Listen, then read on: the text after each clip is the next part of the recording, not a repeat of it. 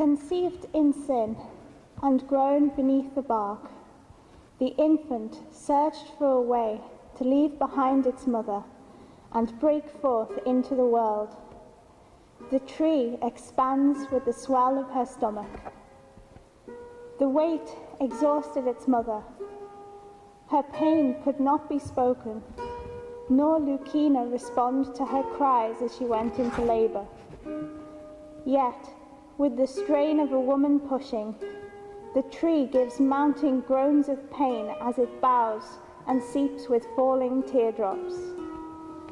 Then, at the aching branches, appeared Lucina, who gently moved her hands across them and spoke the words of childbirth. The tree split open, cleaved its bark, and delivered a living child. The boy's first cry rang out. On downy grasses, the naiads lay him, and in his mother's tears bathed him. His beauty was such that envy too would praise it. Think of how the bodies of naked loves are painted on canvas. He was like that, but lest their attire imply a difference. Give him a quiver, a light one, or take it away from Cupid. Time in secret slips away, its flight deceiving, and nothing is swifter than years. The boy, his sister's son, and brother both, 1 minute enclosed in the womb of a tree trunk, born the next, now a child of beauty all surpassing, a growing man, a man more beautiful than his own self, igniting in Venus herself a fire to avenge his mother.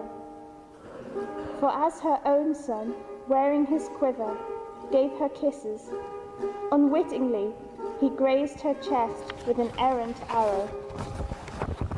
The goddess, wounded, pushed her son aside. The cut was deeper than it looked. At first, even she didn't worry. Enchanted with a mortal, she cares no more for her sacred shores, deserting Paphos, girded by the deep ocean, Cnidos teeming with fish, Limassol abounding in metals, avoids the skies. Above the skies she ranks Adonis.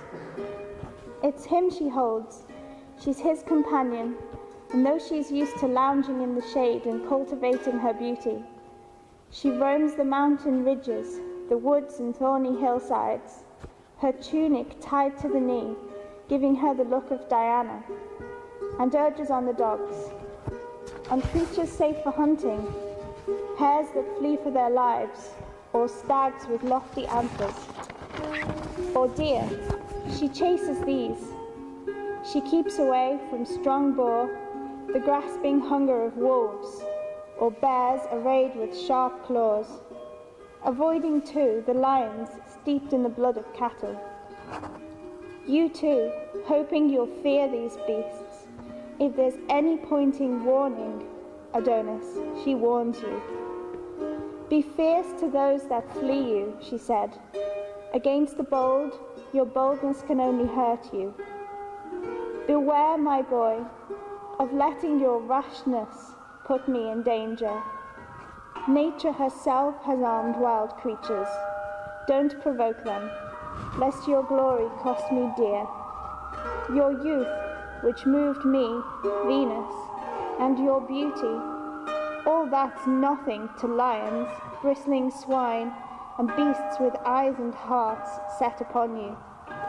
The crooked bite of a boar is a piercing flash of lightning. Sheer force rushes from tawny lions rampaging in anger. I hate the lot, the entire race.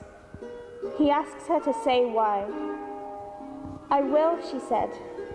The tale's monstrosities sure to shock you. But all this effort is new to me. I'm tired. And look there. A poplar coaxes us into its shade just when we need it. The grass will do for a bed. I'd like to rest with you here. And rest she did, on the ground. As she lay on the grass and his body, she placed her head on the young man's lap as he lay reclining, began her tale, and mingled her words throughout with kisses.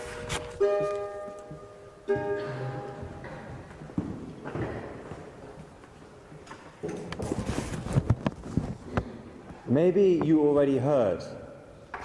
Maybe you heard about a girl who's fast, a girl quicker than the quickest men. It's true what they said. No tall tale, no bedtime story, this. She was, like me, like you, superior. A girl apart.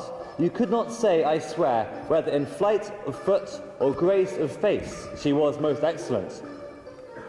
But what of love? She inquired of the god. Tinker, tailor, soldier, sailor, quick man, slow man, mortal, love? The god roared back. Atalanta, you have no need of love, no use but abuse. Flee it. Lose yourself before you lose yourself. Fear shook her, took her deep and lonely into opaque woods, unmarried. There Atalanta lived, loveless but beloved. Men are like clouds. They never rain, but they pour over women who don't want them. And she, Atalanta, she made clear her violent terms. I am not to be possessed, she said, unless I first am beaten in a race. Win on foot and win a wife, a bed of heaven. But the wages of lateness are death. Let these be the rules of the contest. It's true. She was this hard, not half so hard as she should have been. For still they came, those storm cloud men. Still they came and broke and were broken. What sport? Quite Roman. It brought the crowds, Hippomenes for one. He sat spectator at this cruel contest. What chump, he scoffed, hot dog in hand. What chump would seek a wife upon such terms? Absurd! Such men deserve their death. But then, was it her face? The way she cast her looks one way, his way, and her clothes another? Was it her body? Oh yes, it was like mine. Like yours, in fact, were you, like us, a woman. Hippomenes stood stupefied, undone, hot dog tumbling down from hands held up, words tumbling back into his open mouth. Forgive me! I didn't understand. I didn't see. I didn't know the prize you sought. It's the jackpot makes the odds. Praise gave birth to praise, and fire bore fire. Hippomenes, consumed by hope and fear and envy. Could anyone outrun her? Why not? Why not Hippomenes himself? Should I not try my luck? The spectator always loses. What good's a hot dog when, at that moment, then, the young man talking, his tongue wagging his empty head, just then, Atalanta skidded by, a flash of flesh, fletched like a Scythian arrow, fired off from horseback. The air aches behind her, but the race gave a pleasure of its own, and a beauty too. From her knees and ankles, bright tassels fluttered, suspended in speed. Her streaming hair never dared to touch her perfect shoulders. Her whole body a picture of health, of motion, and of happy thought. A perfect still, retouched by desire. And then the next, Atalanta, victor, crowned with laurel leaves and raised on high, the defeated bowing to his grisly fate. Hippomenes, unterrified, stands up, steps out into the middle of the course, and, with face firm fixed upon the girl, tell me, why do you seek an easy fame, winning against such boys as these? Contest with me, and if fortune favours Hippomenes, see how little the defeat dishonours you. My father, I'll have you know, was Megarius, and his grandfather was Neptune, which makes me, you understand, the great grandson of the king of ocean. I am no less Weigh my proven virtue against my promised blood. The scales are flat. In short, beat me, and you alone shall boast yourself the conqueror of this long name, Hippomenes.